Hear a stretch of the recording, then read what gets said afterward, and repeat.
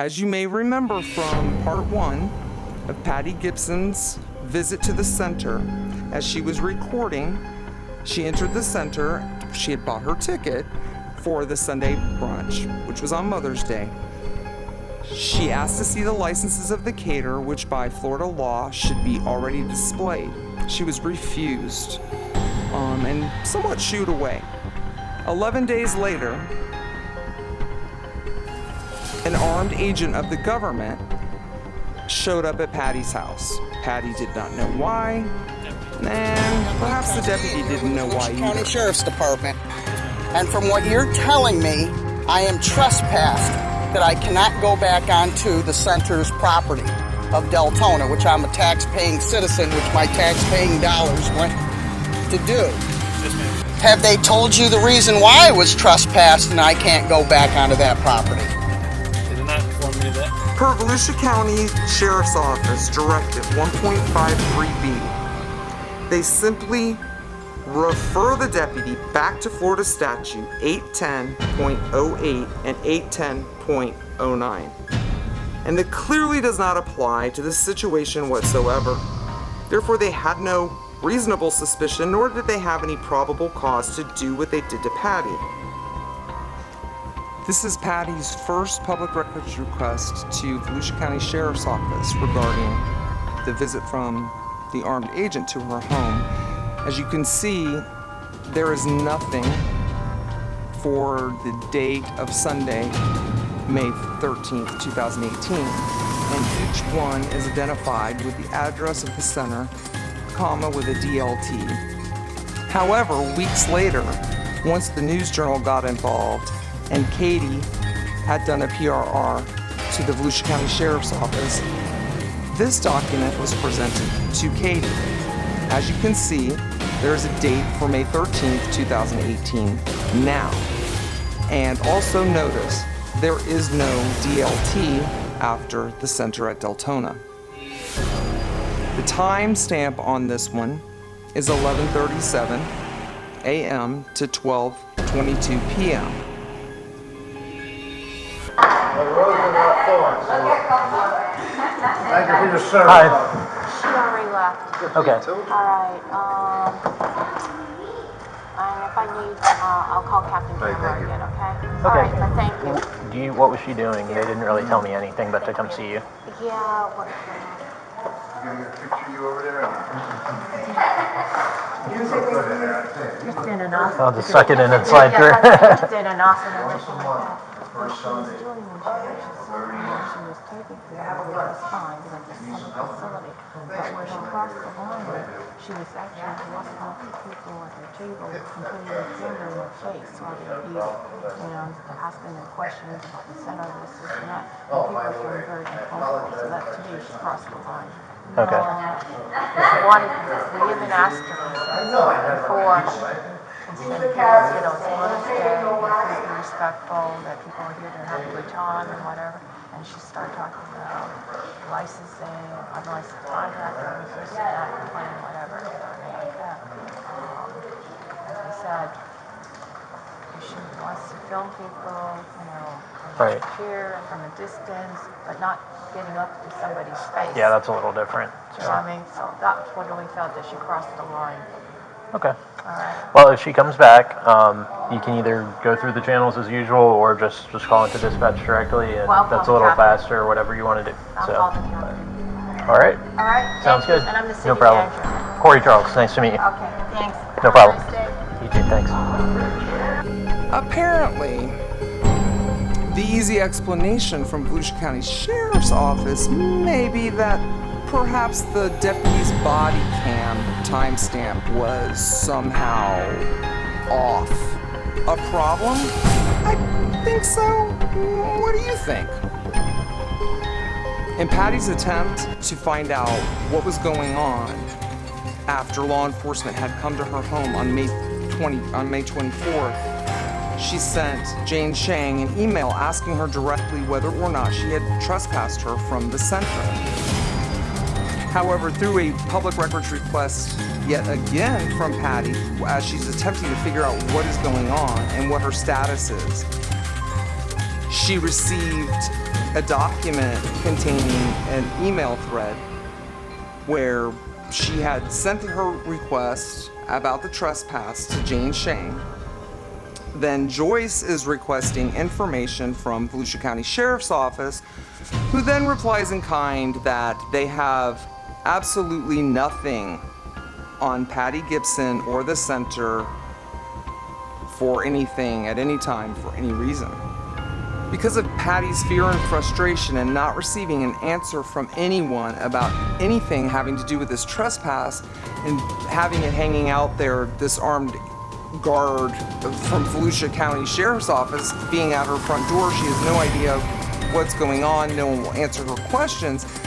She wanted to protect herself, obviously, and had sent a cease and desist for any more harassment or intimidation actions by and through the city from Volusia County Sheriff's Office. And in response to that wasn't to her. A response to that was a forward from Jane Shang to Marcia, our city attorney, one of our city attorneys.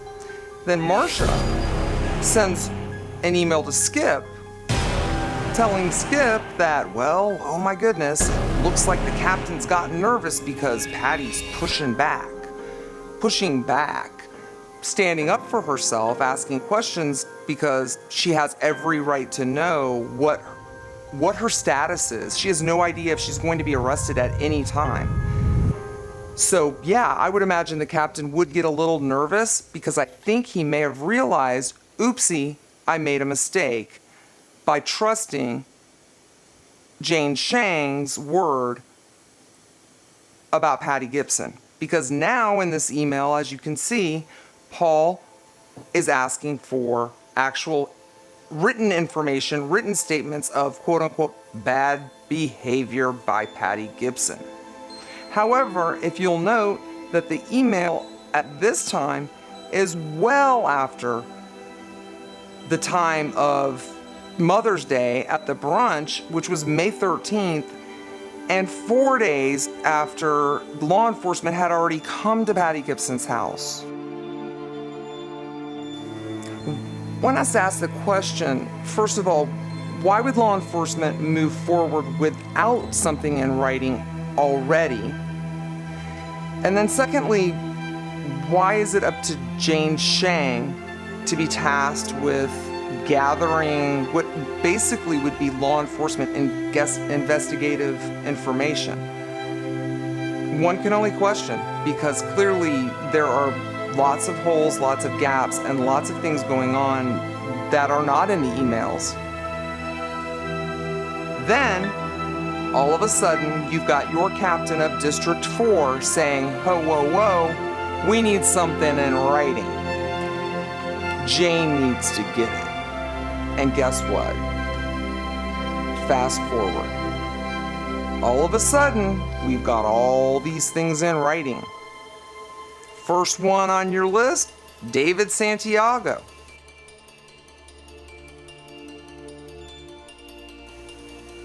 Your elected representative, the people, is who he is supposed to be responsible for protecting their rights. Instead, what he does is he's one more minion of Jane Shang's little army. June 4th, David Santiago claims that Patty herself was pushing a camera in his face. And again, remember, these are statements to law enforcement. So later on, I'm going to the restroom, and I see Patty again, and she comes up to me and asking me again about the license. I'm going to the restroom, and I said,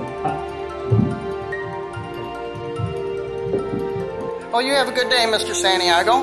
The caterer refused to show me anything, just so you know, okay? But you are a state representative. This is a public place. I'm not here to cause any trouble. I'm just documenting and make sure everything is correct. How? I've been polite to everybody? Okay.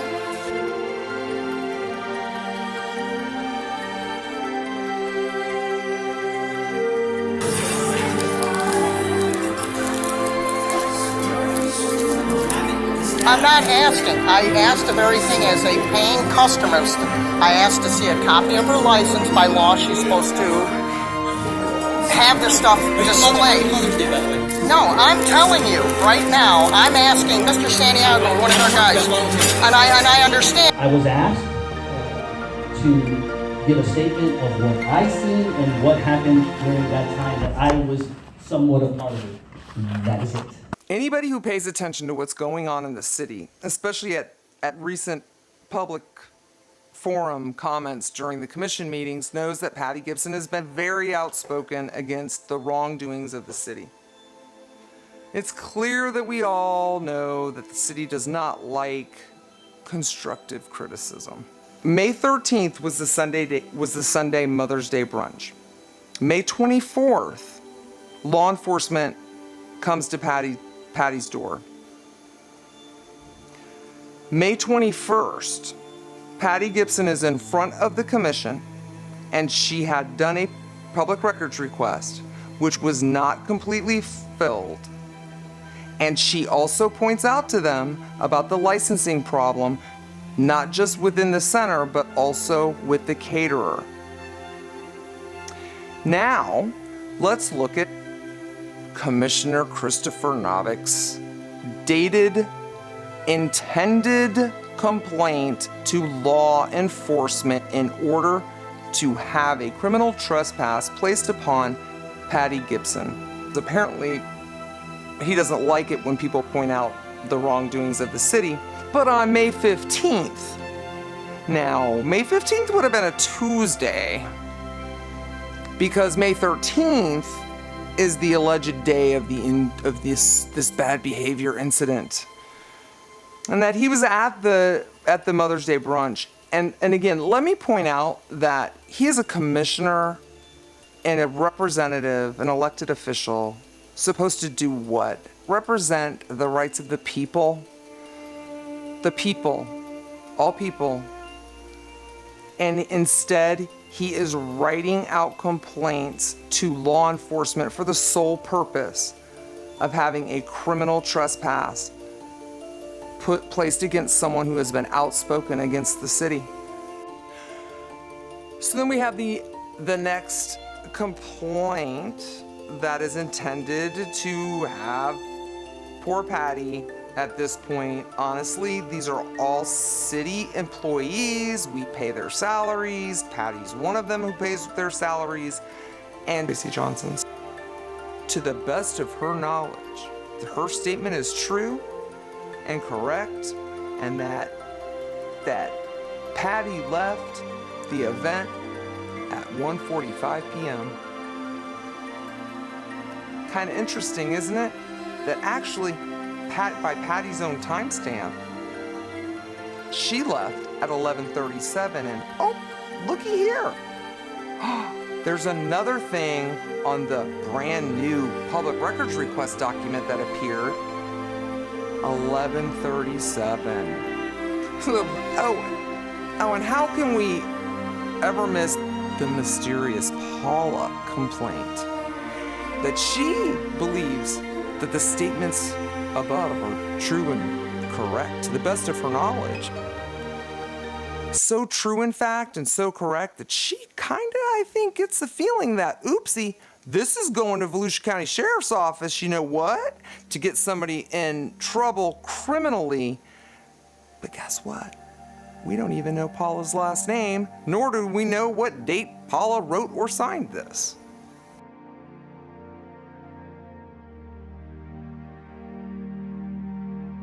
Hey, Eric, call out to Eric. You might want to go look at the video. I'm sure you're on one of the Facebook pages where you have access to it. Oh, it's on YouTube. That's right. Go check out the video, because loud and obnoxious.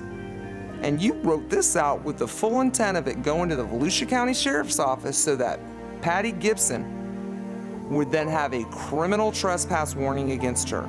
You actually believe that these statements are true and correct to the best of your knowledge? Eric. Really?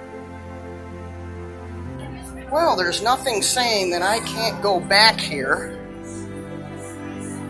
nothing posted on the doors. Okay. Hi, is Mrs. Jenkins here? Yep. I'm not going to go in there. That says... Okay. And who are you, sir? What's that? I asked Mrs. Jenkins to produce her licenses, and she left and hasn't... By law... What? I'm a paying customer. By Florida statutes, I have a right to inspect it. There was nothing here that said I can't come in here. It's only stop employees only on that door. Right, well, this is the corridor for service, so you can't do that. Okay. Sorry. Could you get her, please? Yes, sir. Okay, thank you.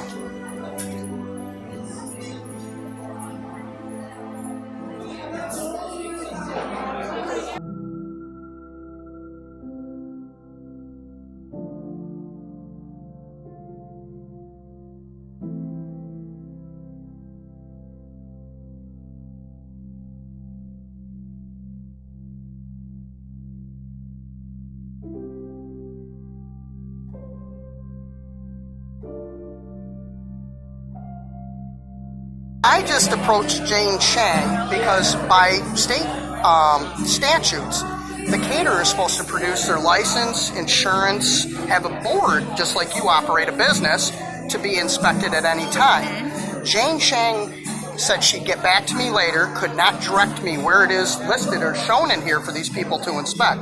I even asked the caterer and stood over there for 10 minutes and she wouldn't come back out and produce it. I don't know what to tell you, Pat. If you're running a sitting function, and from my understanding, you're supposed to have up-to-date workers' comp, up-to-date state license. You cannot run on a delinquent license, which they did for 40 days. Their license was delinquent on the DVPR website. They're supposed to have up-to-date liability insurance, and I believe also commercial vehicle insurance to come on this property, just like my plumbing van is a commercially licensed vehicle. I'm not seeing that.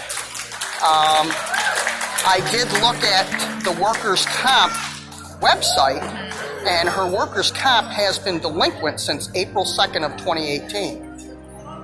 I am not familiar with any of it, but I'll be certain to go and take a look at it. I did call workers' comp, and their system was not updated, unfortunately, for the workers' comp or any of the liability insurance or anything like that.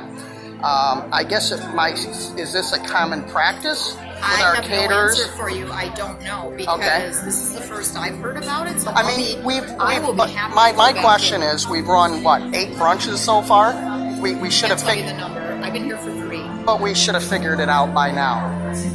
I don't know what to tell you, but I'll be happy to go on the websites and start checking everything out because it's a DPPR, right? Hopefully it's not lost on anyone watching this that there is not one complaint from an actual customer or patron of the center from that day. Every single one of those people are basically city employees, elected officials, under the thumb of Jane, clearly. The city is so arrogant at this point, it continues to just act like they're not only above the law and the rules, but that they don't really exist because nobody even went to the satellite office to get a Volusia County Sheriff's Office formal complaint statement. No, this was just a pain in their butt to have to do because why can't they just do whatever they want by picking up the phone? And so they fill out this, but we all know Volusia County Sheriff's Office has these documents online. They couldn't even go online to do it. They're claiming that Patty Gibson was so horrible that a criminal trespass had to be issued against her. An armed agent of the government was required to go and knock on her front door and tell her that she could not go to a public place. She had no idea because it was how many days later? Do you remember how many days? It was May 13th to May 24th. Well, I don't know. Either they're not representing us in the sense that they couldn't get off their butts to do it because, oh my God, we needed to be protected from this woman, Patty Gibson, or They are above having to do what everyone else has to do because they knew it was a lie. They knew it was not true, but they still wanted to hurt her, and that's what they accomplished, not knowing what her status was, whether or not she was going to be arrested.